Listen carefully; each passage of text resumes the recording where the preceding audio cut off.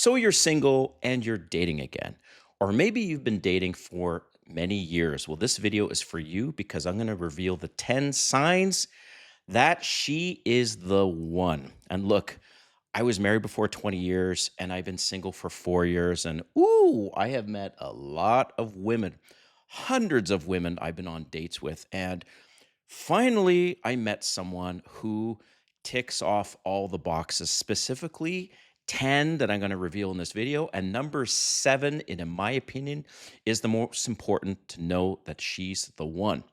All right, if you're new to this channel, welcome. My name is Kane. I'm the Silver Bachelor. This channel is 100% dedicated to dating advice for older guys. And if you haven't subscribed, hit that subscribe button and the notification button because I'm dropping videos every week. But first, I created an ebook and an audiobook. They are both free on how to date younger women. You can go and grab that in the link in the description, no problem. And also, I offer one-on-one coaching. But I do want to hear from you guys if you think that it'd be a great idea for me to have a live session every week. I'm thinking Tuesdays at 8 p.m. Eastern Time. That would give you an opportunity to ask whatever questions you want. You've got an hour of my time, and I will answer those questions and, of course, get feedback from my community here. But let's get into this video. Okay, so as I mentioned, how do you know she is the one? And I have been on hundreds of dates, okay? I've been in many relationships and I was married before. I met the one once, okay? But it took me up until just recently to finally meet someone. I've been dating someone for now 9 months, and damn, she checks off all these boxes, and maybe she's the one, okay? The next one, to call it, whatever you want to call it. So I thought, I need to do a video about this because of all the dates I've been on. And damn, it ultimately, man, it is exhausting. It's exhausting with your time, it's exhausting with just your effort, and it's exhausting financially. And so these 10 things, I thought to do this video to help you guys skip the line, okay? So you don't have to go on all these hundreds of dates that I've gone on. And like I said, number seven is by far, in my opinion, the most important sign that she's the one. Okay, so let's just get into this. All right, and I made a bunch of notes. I took notes here on all these 10 things, so I want to share this with you and be very detailed about this. So number one is she is an amazing communicator. And by communication, I'm talking about things like texting, right? So she gets back to you pretty quickly in general. That's a really fantastic sign. And she gives you, not all the time, but sometimes longer text. Man, you have no idea how many women, I didn't even get to a first date where all the responses were just one word, one word. I would ask them, so did you do anything fun last weekend? "Eh, yeah, I went to, I partied or saw a friend." And these short texts or long gaps between texts is not a good sign. So if she's an amazing communicator with the texting specifically, that's great. If she likes to call you, that's even better. If she likes to FaceTime you sometimes, that's even better. And okay, some of you guys might laugh at this one, but if she adds little emojis, cute little emojis or little GIFs in her texting back to you, that's cute. And also, again, this is coming from someone who's been on hundreds of dates. And now imagine this, before the hundreds of dates even happened, think of all the conversations I've had with these women to even get to a date. Some of these women didn't even make it to the date part because I saw all these things. So if she does the emojis, if she, like I said, is a great communicator and gets back to you quickly, has sometimes longer texts, sometimes she says good morning, good night, all these things. So this is what I mean. And even after the dates that she wants to actually communicate with you and the communication is great, that is number one sign that she might be the one. Number two, this is kind of obvious, but I want to explain this one. She respects you. So she respects you as a man. And I've mentioned this in many of my videos before. I am not a fan of dating feminists. Uh, Okay, there's degrees of feminists, but if someone is very out there about, oh, I am a proud feminist, most likely it is not going to work because today's feminists ultimately do not respect men. They want the role of a man. They complain about the patriarchy. And just a quick note on patriarchy: the patriarchy is never going to change. You know why? And I'm going to put myself out there, and this is going to piss off some of the women, but men are superior to women. Okay. We are superior in strength, and we are superior in speed. And there's many other things we're superior to. We've invented fucking pretty much everything out there. Okay. We build everything, we maintain society. And the only way the patriarchy is ever going to change is if women use men to control men.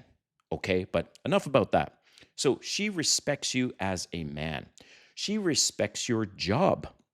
It doesn't matter what you're doing. If you drive Uber or you are a garbage man, you are a blue collar man, it doesn't matter what your job is. If she respects your job, she respects you as a man, she respects your hobbies, okay? You play the guitar, you fix your car, you DJ, you ride motorcycles, whatever it is, and she respects that and she actually embraces it. Your hobbies, that's another thing. The time to yourself, she respects. When you say, "Hey, look, I'm going to spend the weekend with my buddies and we're going to go camping," and she's not going to be all clingy and possessive about it. So that's another great sign that she's the one if she respects you. Number 3 is you have a crazy amount in common. That is an amazing sign that she might be the one. So, for example, you have the similar music interests. One of my work colleagues met this woman, and she loves to sing. And she was part of his band at one point in their relationship, and he's a guitar player. So this is just an example, but you have music in common. I love EDM, house music, and also techno. So she needs to be down for that. If she's like, "Oh, I hate house music, I hate anything EDM," that's most likely not going to work. Also, one of the things if you have in common is movies. Okay, this is a significant thing. I love action movies. I'm a typical guy that way. I love science fiction movies, alien movies. The time of posting this video, Predator Badlands is coming out, and I'm like freaking going crazy over that. And the girl I'm seeing now, she's like, "Yeah, let's go see it together," kind of thing. So you have in common movies, food.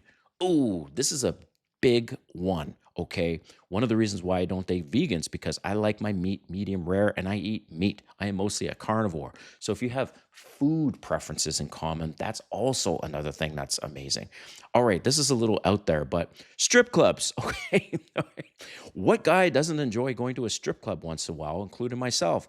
Well, if she's down to go to a strip club once in a while and hang with the girls, even she's cool with like putting dollar bills in their bikini, whatever. I mean, this is what I'm talking about. So you have that in common, and she's down to do that. Also, nightclubs. Yes, I'm 52, but sometimes I like to party and I like to go to nightclubs. Miami, one of the biggest nightclubs is called Space because I'm into the EDM scene and I DJ on the side. So EDM, house music. And as soon as I have an opportunity to go to a nightclub, I'm like, "Oh, hell yeah." So she needs to be open to that. And so I'm just giving you examples, guys, of signs that she might be the one when you have a lot of crazy, amazing things in common. Number 4, she loves spending time with you. This is a big one. And when I'm talking about time, I'm talking about she doesn't care what you do as long as she's with you, to say it like that. Okay. You have no idea how many women that I've started to date and then they get all picky because I want to do this one thing that she doesn't want to do, or there's this other thing that I want to do, and she's like all picky. By the way, guys, if you hear some sirens in the background, excuse the sirens. I live in Atlanta, and I live right, of course, on the main artery of the city where the sirens come by 8 times a day. But, anyways, continue this video. So she doesn't care what you do, the same as this one, and that is dates. Okay. It doesn't matter what you do for a date. She's like, "Cool, I'm down," or "Where you want to go." I'm not the biggest fan of restaurants like Waffle House, but let's say as you're dating and you're like, "Hey, do you want to go to Waffle House on Saturday morning for brunch," kind of thing. So this is what I mean. So number 4, she loves spending time with you, and it doesn't matter what you do together. Number 5, you are compatible with children. So I don't have any children, all right? And it's very important to me when I'm dating somebody that they share the same preference that I have, and that is I don't want children. I don't want to change diapers at 52. Like, dang, I enjoy my life being able to be flexible and spontaneous and do whatever the hell I want. And not having children is a big part of that. But maybe you have children. Maybe she has children. And so you need to be aligned on your overall plans and preferences around children. Okay. And as well as parenting, that kind of thing. So that's number 5 is you're compatible with children. Number 6, and talking about children, is that you are sexually compatible. So I'm going to group 2 things into this area. When I say sexually compatible, let's also include PDA and affection. So you have to have that in common. Like, I love public display of affection. Okay. I'm down for that. The holding hands in public, my arm around her in public, sitting close to each other and maybe giving her a kiss here and there at a restaurant. I am super, super down, and I really love affection in public. So that's a big part of sexual compatibility. Also in the bedroom. Okay. So I had a couple situations where we were totally not compatible. I had one girlfriend that was into pain. I'm talking like kind of scary pain to the point of like bleeding kind of pain. That was freaking me out. I didn't like that. Sometimes you meet somebody and they're just not into giving oral sex. Let's say you like to receive oral sex, but she doesn't like to give it, and like ever, then that could be a problem. But I don't want to go on and on about this. You know exactly what I mean in terms of sexual compatibility. But damn, that's important. And one of the signs that she's the one if you're also sexually compatible. So this is the one you've been waiting for. Number 7. Number 7 is her family loves you. Oh, you guys know this. You are not just marrying or getting into a long term relationship with just her, you're also going to be in a relationship with her family. Okay. This is a massive deal. And stupid me, I didn't see it when I married my ex wife. Okay. This might come as a shocker, but it was my family that didn't like my ex-wife because of her religious beliefs. And she was very religious and she wanted to go to church every Sunday. And my parents thought that was weird. And they didn't like her family because her family was also very religious. And so that caused major problems in the marriage. So I am encouraging you guys that as one of the signs she's the one is when her family and ideally your family both love each other. You can hang out together and everyone, it's like this big extended family, okay? Because this is so huge. And by the way, one of the challenges you're going to run into if you're dating younger women like I did is that maybe you're going to be near the age of her parents, okay? That is a little weird, but it can work.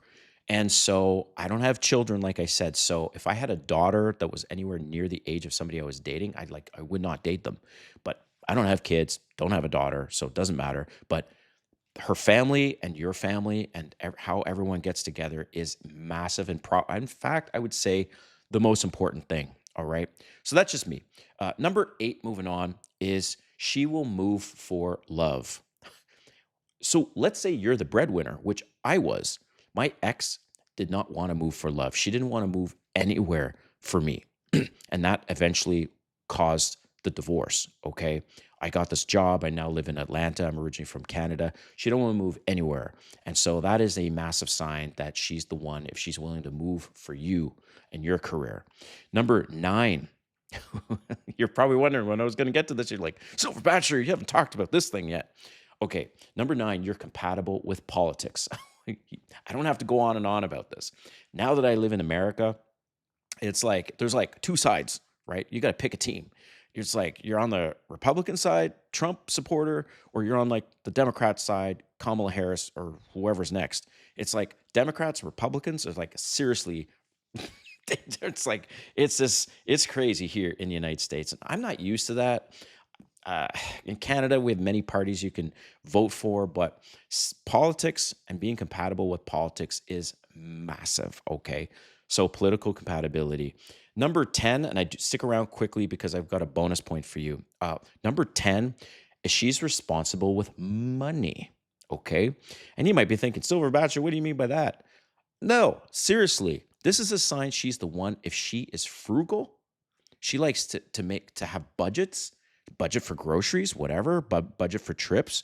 She likes to save money on flights. Ooh, this is massive. So she's like, "Hey, honey, we can save $200 if we go to get an earlier flight, like a 7 a.m. flight versus the 10 a.m. flight, like you were looking at. If we do the 7 a.m. flight, we can save $200."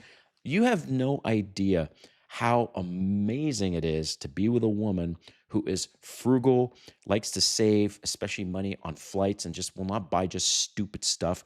Like, I can't stand it on dating apps when I see women that are all they brag about is princess treatment, five-star restaurants, first class flights. Like, you do not ever want to marry a woman like that who is, in other words, gold diggers, or they're just all about princess treatment and luxury lifestyle living. Mm-mm.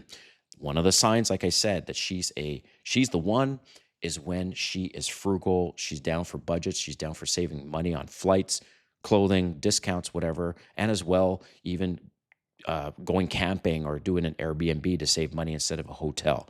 So the bonus point here that I wanted to mention is that this is a sign that she's the one, is she's committed to personal development. So what do I mean is that I mean she's committed to keeping herself healthy. She doesn't have to have a perfect body and go to the gym every damn day, but she's interested in exercising and taking care of herself. And she's interested in reading books or just learning more and just becoming a better human being. Okay. And that is massive. So that's my bonus point. And I know you've stuck around this long. I really appreciate it. But I want to hear from you in the comments of what else would you say are signs that she's the one. All right. We'll see you next time. Thanks for watching, guys.